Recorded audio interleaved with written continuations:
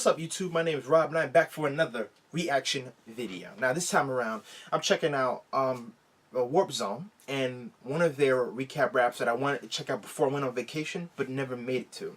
It was the Spider-Man Trilogy recap rap, and they're gonna summarize those those three movies in 4 minutes. And there would have been a fourth movie, but like literally days before they were gonna make the fourth movie, they canceled it, and because of what happened with Spider-Man 3 and the overcramming of the villains. But besides the point, I'll probably talk about that in the end if they don't talk about this in this video. Yeah, let me just jump right in. So, kicking the sucker off in 3, 2, 1, click. Yeah, this is Recap Raps. We're about to run through the original Spider-Man trilogy right now. Get old Sam Raimi up in here. Y'all ready? Here we go. Back in 02, man, those were the good days. With Toby Parker and he wasn't from the UK. And young Franco, his dirty best pal, both crushing on MJ, the next door gal. Radioactive Spider, well, you know the details. 2020 reflexes, go Web, go. Fail flash fight at school, Spidey senses the advantage. Then he takes it to the ring with Ultra Man Savage. Uncle Ben tries to give Peter advice, then he's killed by a criminal that Peter let slide. Fueled by the guilt, Peter starts fighting crime in a tight red suit by his own design. After graduation, Peter needs a way to get cash. Starts taking selfies for J. Jonah Whiplash. Well, Harry takes Mary Jane, don't you know? On top of that, Peter's got a brand new Defoe. Harry's dad, the Goblin, looking for payback by raining on parades and targeting the handicap. Spidey saves Mary Jane from multiple threats. Upside down makeup test, you could say she's extra wet. Ew. Goblin makes an offer, Spidey refuses, so he frightens Aunt May, then makes Spidey choose his girl or the kids. Spidey holds with all his might, saved by the citizens, fly off to the final fight. Goblin has the upper hand, Spidey fights back again. Goblin tries to trick him, flip glider to the abdomen. Spidey brings the body back and whoops, Harry's home. At the wake, Peter puts Mary Jane in the friend zone. Gifts and curses, Spider-Man abilities. With great power comes great responsibility. Spider-Man, Spider-Man, Raimi's excellent Spider-Man. Character development, dialogue with sentiment. That's how you do a Spider-Man.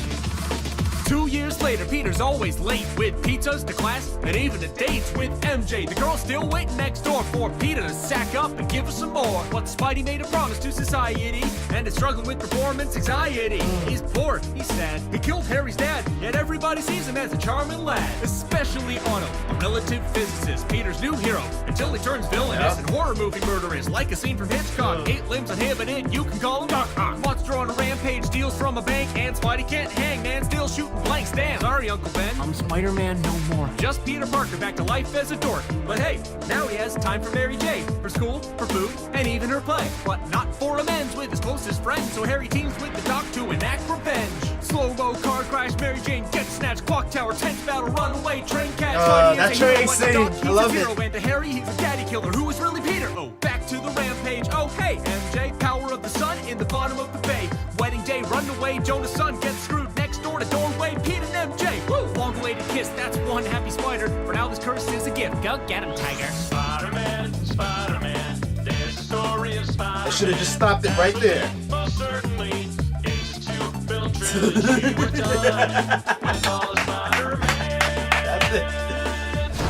Aw, I have to? Fine. Lucky I had something prepared.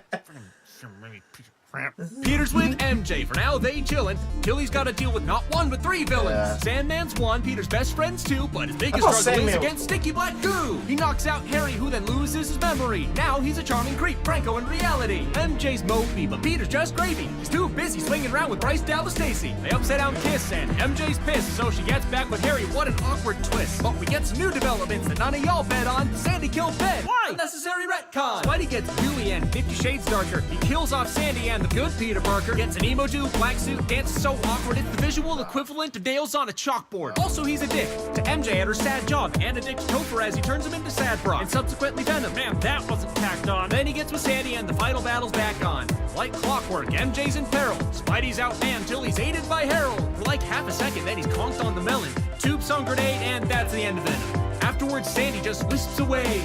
Harry passes on at the break of day. One more funeral to show them in pain, and one last dance with Mary Jane. There was such great power all throughout the trilogy, but Spidey 3 is just irresponsibility. That was the original Spider-Man trilogy, y'all. And this is Recap Raps. Leave a comment letting us know what you want to see next, and let's hope Homecoming doesn't leave us with blue balls. Go and go!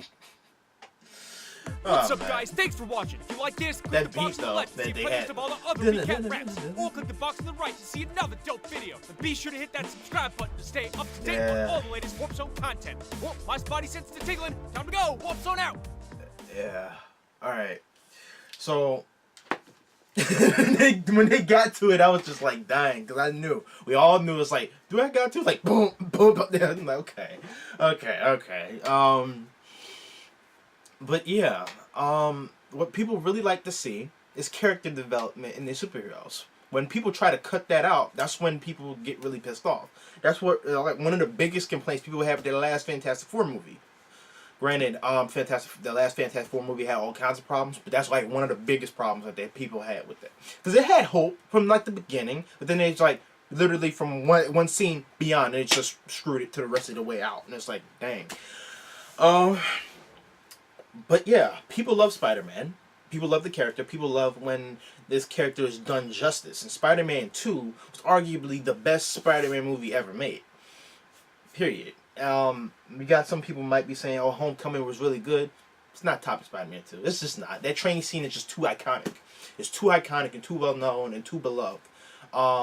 Before people would actually disregard it and say, "Well, oh, that wasn't. Oh, it was good. It was good, but it wasn't the best." No, it was the best. It's just in too many people's hearts and minds. So it's just this. It's in my heart and mind. I love it. I grew up with that. I grew up loving that scene where they all just pick him up at the end and they all embrace Spider-Man and they all promise to keep it secret because he's trying to save them. And then he busts his behind trying to save them at the very end with the webs. That's cool too. That's cool too. I mean, honestly, that's probably peak superhero-ness.